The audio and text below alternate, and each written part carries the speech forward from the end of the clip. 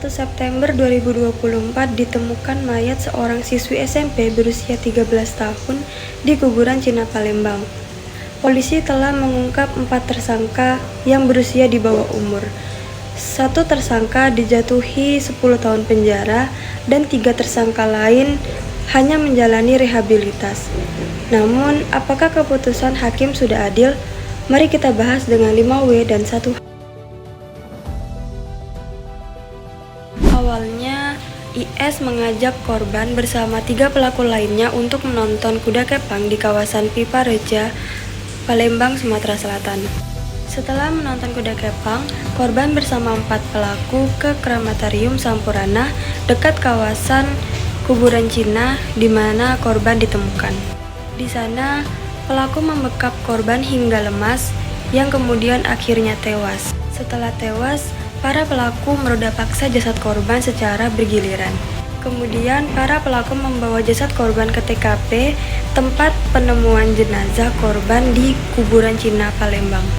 Jenazah korban sengaja dipindahkan agar tidak ketahuan oleh orang lain dengan jarak 30 menit dari lokasi pertama ke TKP tempat penemuan jenazah korban. Kasus ini melibatkan 4 pelaku. Yang pertama ada inisial IS yang berusia 16 tahun, yang merupakan mantan pacar korban sekaligus pelaku utama.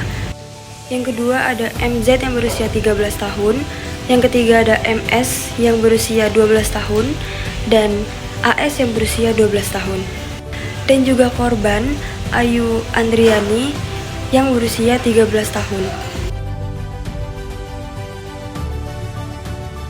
Kejadian ini terjadi pada tanggal 31 Agustus 2024 pukul 4 sore, kemudian ditemukan pada 1 September 2024. Kejadian pembunuhan dan pemerkosaan ini terjadi di lokasi pertama di kawasan krematorium Sampurana, Palembang, Sumatera Selatan.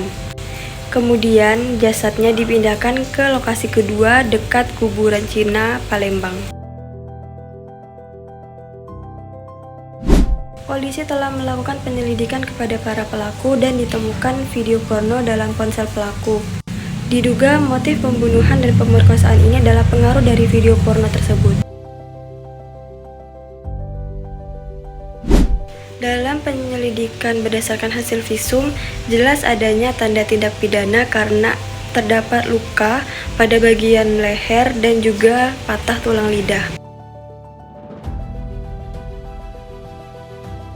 Para polisi menangkap pelaku pada hari Rabu, tanggal 4 September 2024.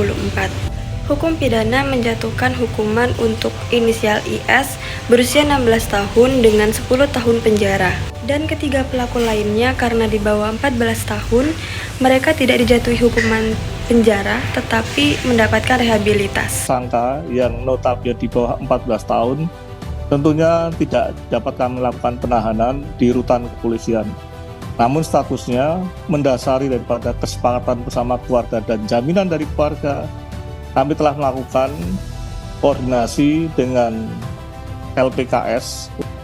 Masyarakat dan keluarga korban berharap pelaku dapat menerima hukuman yang lebih berat dan setimpal dengan kejahatan yang dilakukan. Keputusan hakim menuai kritik masyarakat terutama keluarga korban. Telah memutuskan hukuman dengan mencerminkan Undang-Undang Perlindungan Anak dan Undang-Undang Pidana Anak di bawah umur.